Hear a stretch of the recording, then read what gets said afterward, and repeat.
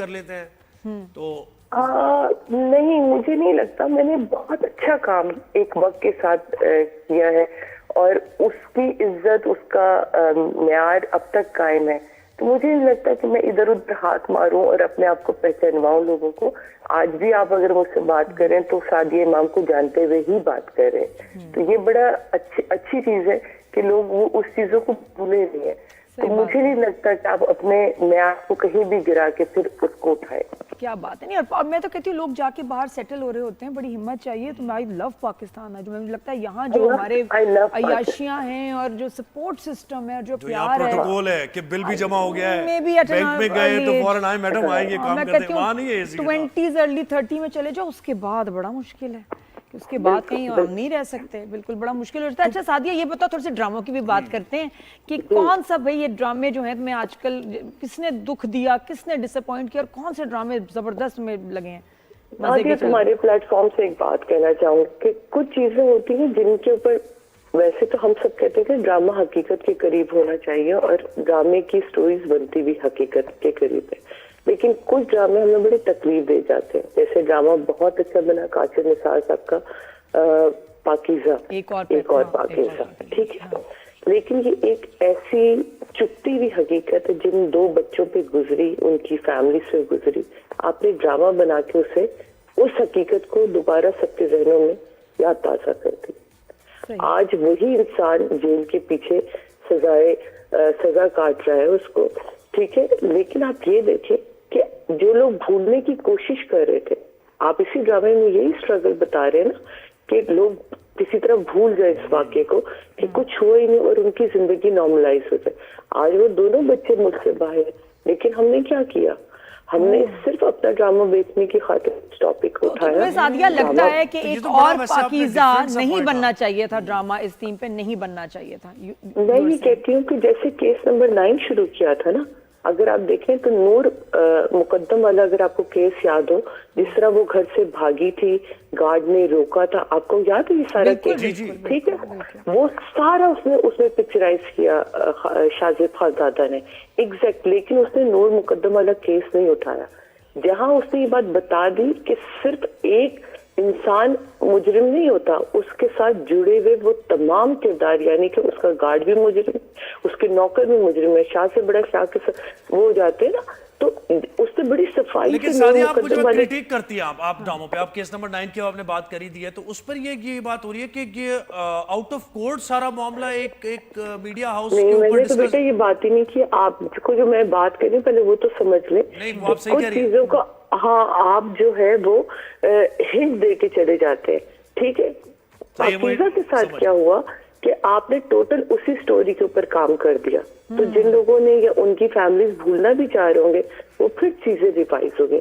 तो मैं ये सोच रही थी कल परसों बैठी थी कि फिर उस फैमिली के ऊपर क्या गुजर रही होगी, फिर लोगों के वही सवाल होंगे, आया लोगों को समझ आ रहा क्योंकि वो क्लिप्स दोबारा आ गई सोशल मीडिया पे जो बिल्कुल लोग भुला चुके थे। बात ये सही है कि वो दोबारा से फिर शख्स दोबारा से वो तस्वीरें मैंने देखी और वो फिर वीडियोस वायरल होना शुरू हो जाएंगी, फिर चीजें निकलना शुरू हो जाएंगी। इस ड्रामे क्या हुआ की वजह से वायरल होंगी। बिल्कुल, हाँ, क्योंकि हमारी कौम ना बड़ी ही वो है, शॉर्ट टर्म मेमोरी रखती है। देखें, जब ये हुआ था केस तो उसके फौरन बाद नूर मुकद्दम वाला केस आया, नूर मुकद्दम वाला केस खत्म हो गया। उसके फौरन बाद साजिद हसन के बेटे वाला केस आया मंशियात का, अगर आपको याद हो, फिर नूर मुकद्दम का केस खत्म हो गया। उसके बाद उस बच्चे ने जिसने मार डाला अपने दोस्त को, अगर आपको याद हो, गाड़ी में ले जाके, उसका नाम मैं इस वक्त भूल रही हूँ, उसका हाइप इतनी क्रिएट हुई, वो केस दब गया साजिद भाई के बेटे के पीछे साहिर के। तो मैं ये कहना चाहती हूँ कि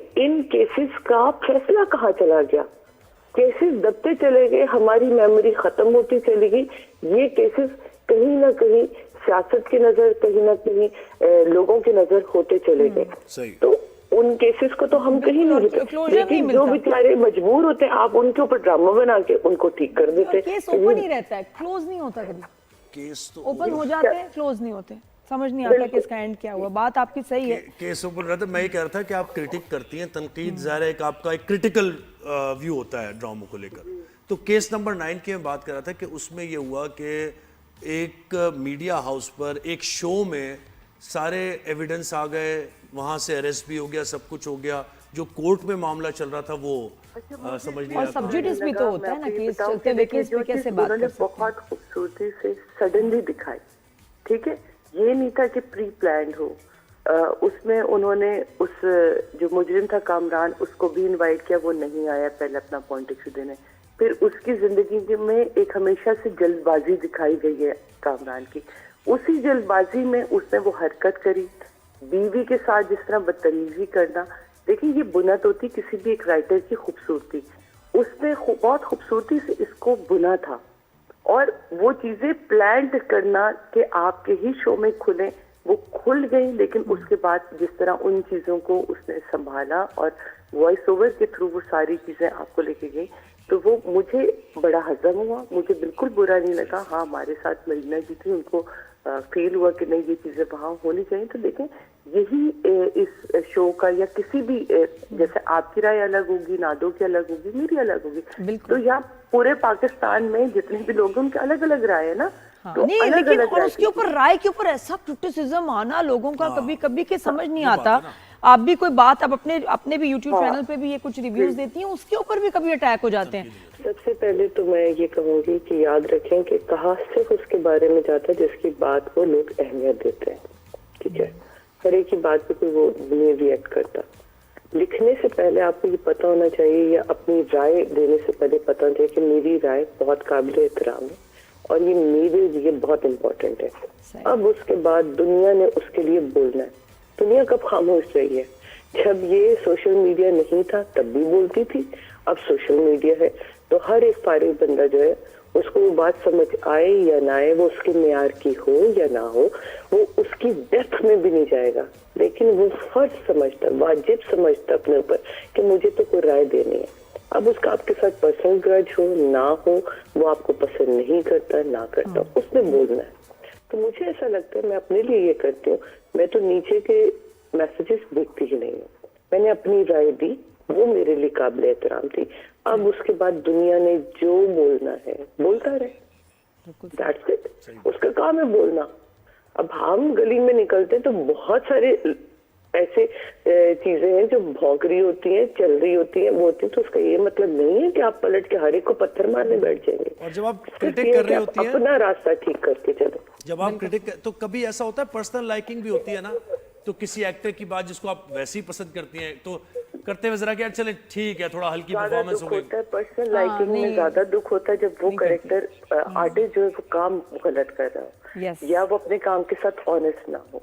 पर्सनल लाइकिंग में मैं आयजा खान को बहुत पसंद करती हूँ, लेकिन जब जब उसका बुरा ड्रामा आया मैंने सबसे ज्यादा तनकीद की, क्योंकि एक बड़ा आर्टिस्ट तभी बनता है जब वो अपने स्क्रिप्ट को अच्छी तरह पढ़े, अपने स्क्रिप्ट के मेयार को देखे और वो ये देखे क्या मैं इसके हकदार हूँ भी नहीं, या एक स्क्रिप्ट इस काबिल है कि मैं इसको मुझे करना चाहिए नहीं।